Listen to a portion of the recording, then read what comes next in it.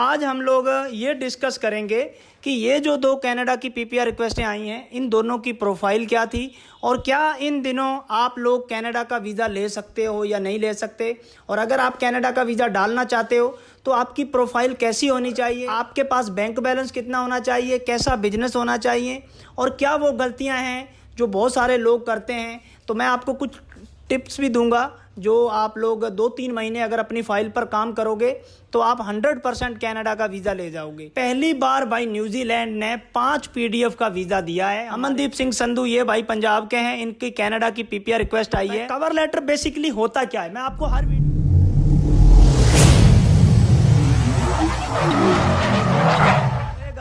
Guys welcome back to the channel. So भाइयों, title और thumbnail से आपको पता चल गया होगा, आज हम लोग बात करेंगे भाई 2 कनाडा की पीपीआर रिक्वेस्टें आई हैं।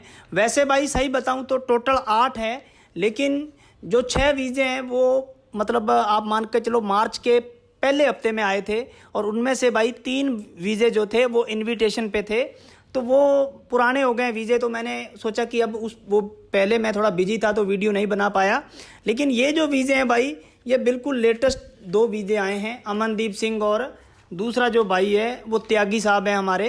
तो ये दोनों वीज़े मैं आपको स्क्रीन पे चेक करा सकता हूँ। हमारी इन दोनों की जो पीपीआर रिक्वेस्टें आई हैं मैं आपको स्क्रीन पे चेक करा सकता हूँ। तो थोड़ी देर बाद मैं आपको स्क्रीन पे भी ले जाऊँगा, लेकिन उससे पहले आज हम लोग ये डिस्कस करेंगे कि ये जो 2 कनाडा की पीपीआर रिक्वेस्टें आई हैं, इन दोनों की प्रोफाइल क्या थी और क्या इन दिनों आप लोग कनाडा का वीज़ा ले सकते हो या नहीं ले सकते, और अगर आप कनाडा का वीज़ा डालना चाहते हो तो आपकी प्रोफाइल कैसी होनी चाहिए, और आपके पास बैंक बैलेंस कितना होना चाहिए, कैसा बिजनेस होना चाहिए, और क्या वो गलतियां हैं जो बहुत सारे लोग करते हैं। तो मैं आपको कुछ टिप्स भी दूंगा जो आप लोग 2-3 महीने अगर अपनी फाइल पर काम करोगे तो आप 100% कनाडा का वीज़ा ले जाओगे। और अगर किसी के पास शेनेगन का वीज़ा है, यूएसए का वीज़ा है, यूके का वीज़ा है, तो आप लोग भाई कनाडा में वीज़ा डालो। आपका जो वीज़ा है वो 99% वर्क करेगा, क्योंकि पीछे भाई एक बंदे के पास यूएसए का वीज़ा था, हमने वो भी डाला, उसका भी कनाडा का वीज़ा आ गया। और शेनेगन के तो भाई कितने ही क्लाइंट हैं जिनका पहले वीज़ा रिफ्यूज़ था कनाडा में, लेकिन जैसे ही उनको शेनेगन का वीज़ा मिला और हमने उनको कनाडा का वीज़ा भी अप्रूव करा दी। तो भाई ये 2 बंदे मैंने इसलिए टाल के आप लोगों को इनका वीडियो बना रहा हूँ मैं, क्योंकि ये दोनों ही भाई, इन दोनों के ही पास्ट में कनाडा की रिफ्यूजलें हैं। ठीक है, तो सबसे पहले मैं आपको ना मेरी स्क्रीन पे ले चलता हूँ, मैं आपको स्क्रीन पे थोड़ा दिखा देता हूँ ताकि आप लोगों को एक विश्वास हो जाए। मैं अब नेक्स्ट जो वीडियो है वो स्क्रीन पे शो करूँगा आप लोगों को, ताकि आप लोग देख लेना। ठीक है भाई, हम आपको स्क्रीन पे ले आए हैं। तो सबसे पहले अमनदीप का चेक करते हैं। तो यहाँ भाई कॉन्फिडेंशियल डिटेल होती है, थोड़ा हाइड कर देते हैं। चलो भाई, और ऊपर और ऊपर। तो भाई ये देखो भाई, 20 फरवरी को भाई ये अमनदीप भाई की फ़ाइल लगी थी, और फाइनली 23 मार्च, यानी कि आज 31 मार्च है, 23 मार्च को भाई की पीपीआर रिक्वेस्ट आ गई थी, ऑलमोस्ट 1 महीने के अंदर। और इस भाई का भाई 1 साल पहले हमारे से कनाडा का वीज़ा रिफ्यूज़ हुआ था। तो हम आपको भाई ये डाउनलोड करके भी दिखा देते हैं। तो भाई मैं तो आपको यही कहूँगा कि भाई अगर किसी का कनाडा का वीज़ा 1 साल पहले रिफ्यूज़ था तो आप आ जाओ भाई। ये देखो भाई, ये भाई अमनदीप का 23 मार्च को ये पीपीआर रिक्वेस्ट आई है।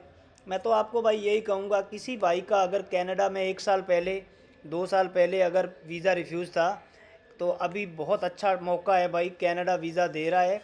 तो आप भाई जल्दी से आ जाओ, अपनी फ़ाइल चेक करवा लो और आ जाओ। सो भाइयों, अब हम आ गए हैं ये जो दूसरा वीज़ा है अंकुश त्यागी का। तो यहाँ भी जो डिटेल होती है, अकाउंट आप ऊपर चलो, ऊपर चलो, ऊपर चलो, ये वाली अकाउंट भाई कॉन्फिडेंशियल होती है तो हम लोग हाइड कर देते हैं। तो ये देख लो भाई, ये जो वीज़ा है ये भी 27 फरवरी को लगा था। ये जो वीज़ा आया है ये ऑलमोस्ट आप मान के चलो कि 1 महीने से पहले पहले आ गया है। आप लोग काउंट कर लो, ये मात्र 21 से 22 दिन में ये वीज़ा आया है। ठीक है, क्यों मैं ऐसा कह रहा हूँ आप लोग देखो, 27 फरवरी को ये फाइल लगी थी, और एक हैरानी की बात ये है इसका भी वीज़ा पिछले साल रिफ्यूज़ था। ये 27 फरवरी को फाइल लगी थी और 20 मार्च को वीज़ा आ गया। आप लोग देख लो, ऑलमोस्ट 21 से 20 दिन के अंदर अंदर ये वीज़ा आ गया, और इस भाई का भी वीज़ा पिछले साल रिफ्यूज़ था भाई। तो भाई देख लिया आपने हम लोग जितने भी भाई वीज़े आते हैं कोशिश करते हैं कि आपको प्रूफ के साथ दिखाएं, इसलिए मैंने आपको स्क्रीन रिकॉर्डिंग ये साथ में चला दी थी ताकि आपको ट्रस्ट हो जाए। अब बात कर लेते हैं कि इन दोनों के क्या डॉक्यूमेंट लगे थे, इन दोनों का बैंक बैलेंस कितना था, इनकी आरटीआर कैसी थी, मतलब कि इन दोनों की ओवरऑल प्रोफाइल कैसी थी। ठीक है, तो मैंने इन दोनों की जो प्रोफाइल है वो यहाँ पर नोट डाउन कर ली है। देखो भाई, वीज़े तो अपने और भी आए हैं, मैं आपको दिखा देता हूँ। इस भाई ने मैं थैंक यू करता हूँ, इन्होंने पूरा वीज़े की फ़ोटो भी भेज दी और इन्होंने वीडियो भी बना के दिया है। इनका यूके वीज़ा आया है।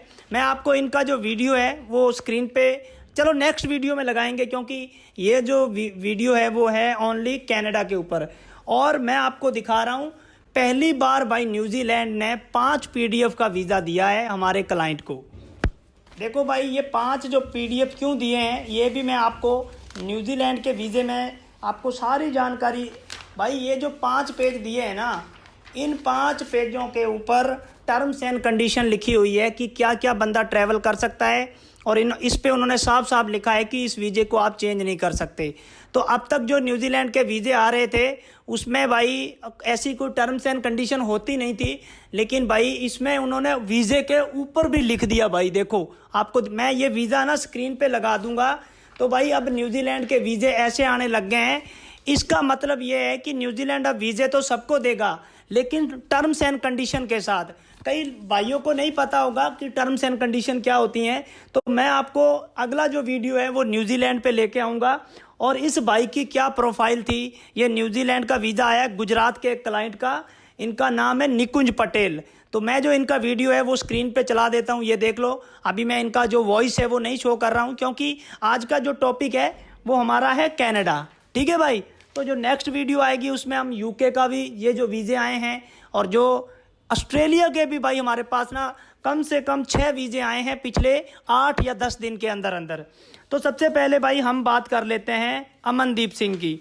अमनदीप सिंह संधू ये भाई पंजाब के हैं। इनकी कनाडा की पीपीआर रिक्वेस्ट आई है और पिछले साल इनका वीज़ा हमारे से ही रिफ्यूज़ था। ठीक है, वो भी हम आपको दिखाएंगे। अभी मैंने आपको जो स्क्रीन पे वीडियो दिखाया था ना, वो इनका ही था, अमनदीप सिंह का। ठीक है भाई, तो हम इनका प्रोफाइल डिस्कस कर लेते हैं। चलो, तो भाई अमनदीप जो भाई है ये पंजाब के हैं और इनका ना घोड़ों का बिजनेस है। इनका स्टड फार्म है और इनके स्टड फार्म का जो नाम है वो अमन स्टड फार्म है।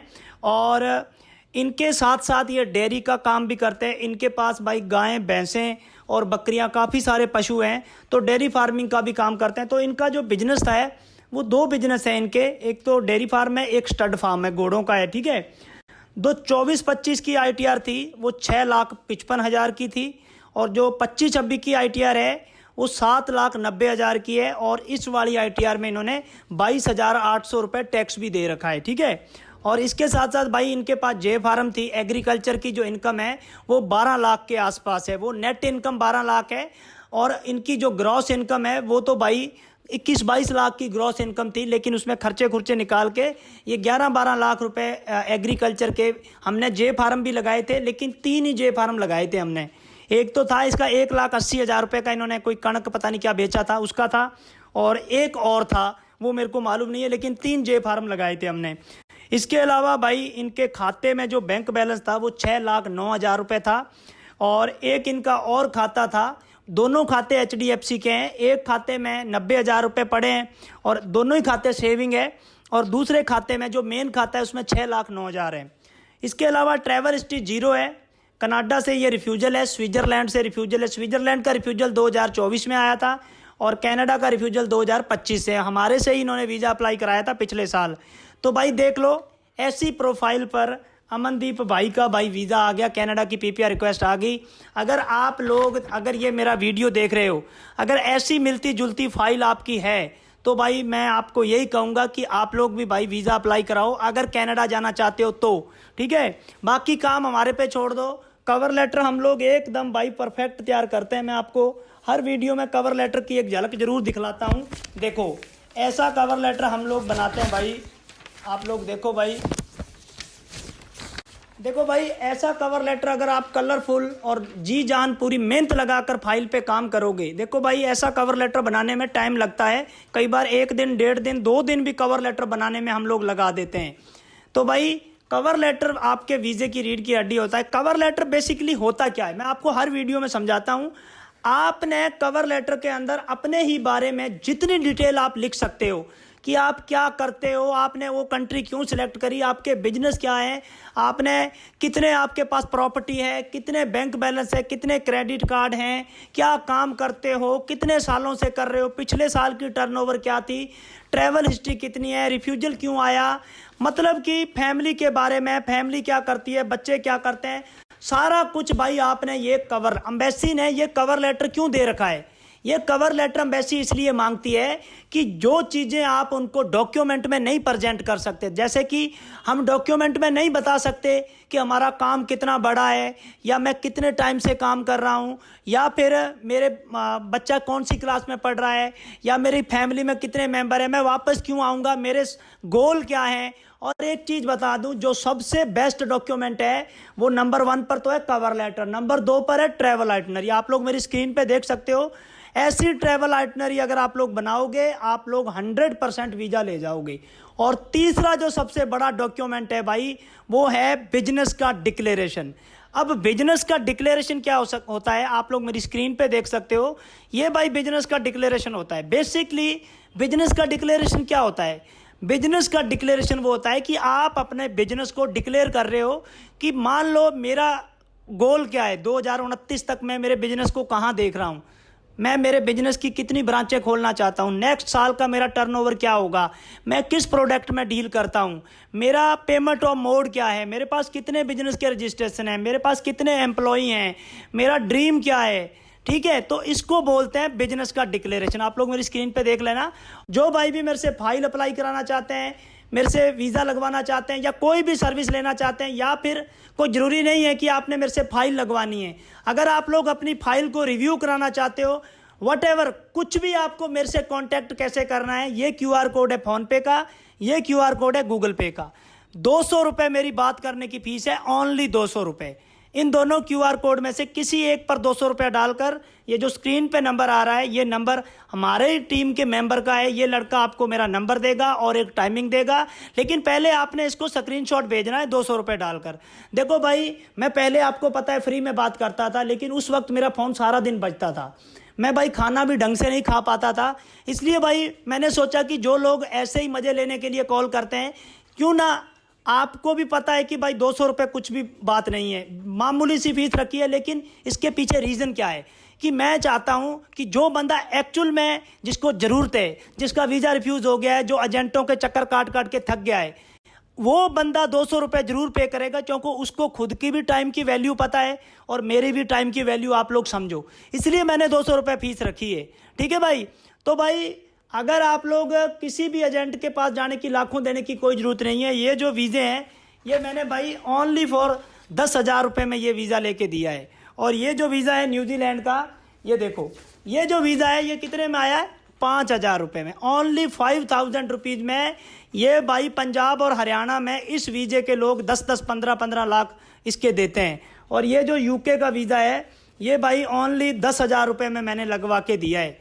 और वीज़ा आने के बाद भाई मेरी कोई फीस नहीं लेता मैं, आपकी मर्जी है, कोई इनाम देना है दो। जैसे भाई एक यहाँ पर लड़का है, ये रहा अंकुश, जिसका अभी हम लोग कनाडा का जो वीज़ा आया है, इसने मुझे 10,000 रुपये इनाम दिया है, तो वो आपकी मर्जी है भाई।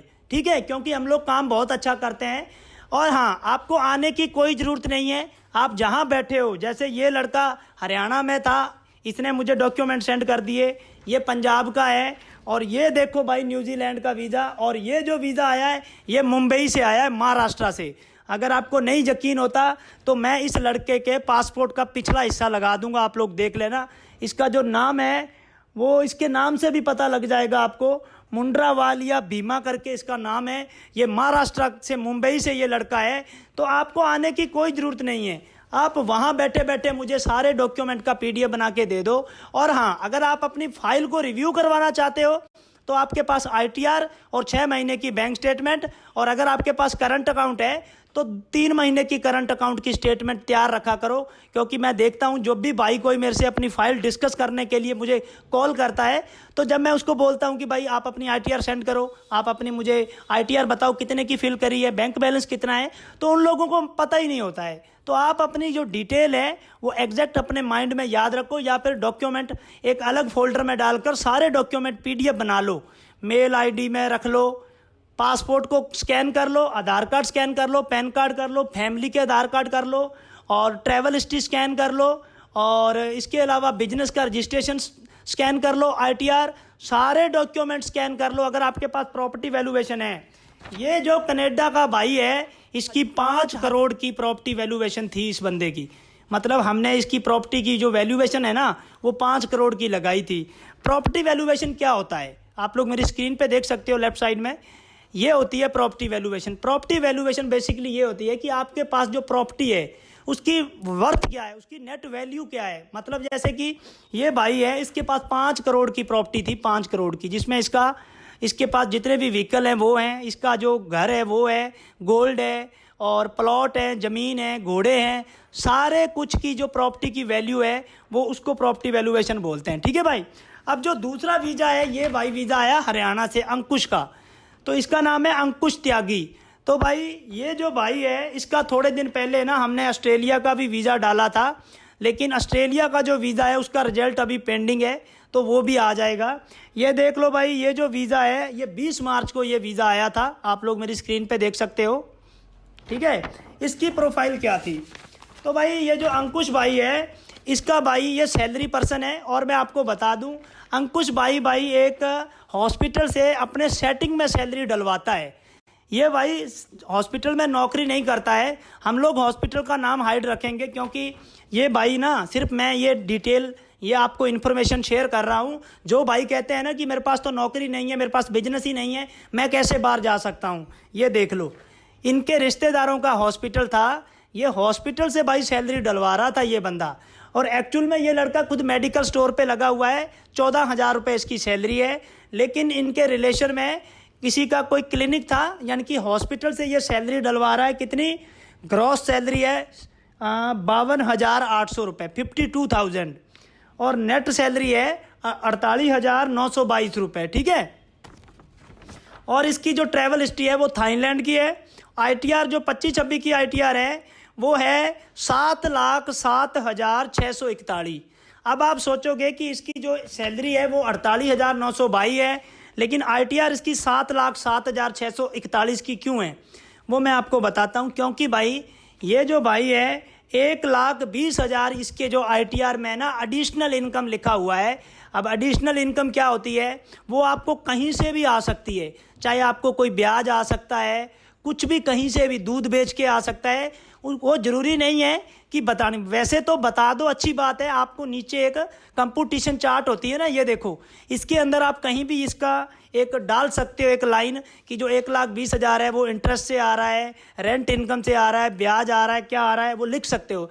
लेकिन इसके केस में अदर इनकम लिखी हुई थी 1,20,000, तो भाई उस हिसाब से जो इसकी आईटीआर है वो 7,07,641 रुपये बनती है। ठीक है, और इसका भी भाई कनाडा से रिफ्यूजल था 2024 में, और यूएसए से इसका रिफ्यूजल था 2022 में। अब आप देख लो, इस भाई के 2 रिफ्यूजलें थी, कनाडा से रिफ्यूजल था, यूएसए से रिफ्यूजल था। ये देख लो, कनाडा की पीपीआर रिक्वेस्ट आ गई।